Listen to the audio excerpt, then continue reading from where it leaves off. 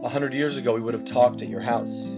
I would have been one of your suitors, lumped together with other men allowed to visit at approved times. We might have met already, or been pushed together by meddling family members, but we would have known so much about each other. Still, we would have sat on your porch under watchful eye and talked. Would have been anxious, sitting directly in front of you, unable to hide behind anything. You would have asked about my family and my plans for the coming years. I would have tried to make jokes to see you smile and judge how I was doing from your reactions. I might have inched closer, finding an excuse to touch your elbow or knee. We wouldn't have been thinking about other plans or worried about who else might be trying to get in touch with us. I would have wondered how I compared to the other guys you'd met and if you wanted to see me again. But I would have seen the look in your eyes, the eagerness of your smile, and I could have known that I was doing well.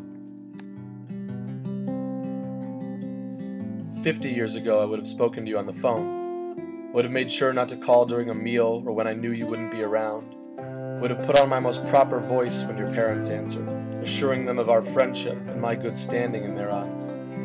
When you answered, I may only have relaxed slightly, picking from a list of reasons I invented to call you. Or maybe I would have just said hello.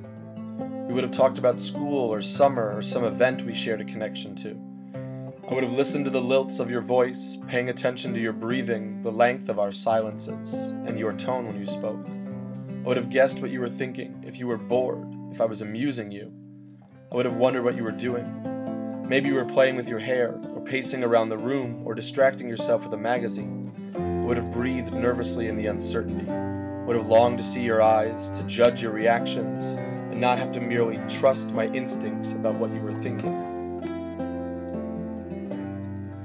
5 years ago, I would have started texting you. It would have been short texts at first, simply trying to see if you would respond. I would have tried to sound confident and carefree, rereading my text 10 times before finally sending it. I would have looked at how many emoticons you used, or how long it took you to respond, and wondered what you were thinking. I would have wondered where you were when you received my text, and what your reaction was to my words. Did you smile or roll your eyes? Did you even read it? We wouldn't have talked about professions or families. I wouldn't have known if you had any other suitors or if you already had a boyfriend. I would have wondered what you were wearing and what your voice sounded like and if you were happy or sad. I would have known next to nothing. Today we might never even have talked. I might have been in line behind you at the grocery store when you were checking your email. I might have been sitting across the train while you flicked colored objects across a screen. You might have swiped my photo left before giving it a second thought. I wouldn't have seen your smile, or the way your lip curls when you cry. I wouldn't have heard the slight snort when I made you laugh, or felt the warmth of your breath on my neck at night. We wouldn't have exchanged any words. I wouldn't have known your name, or where you were from, or what made you happy.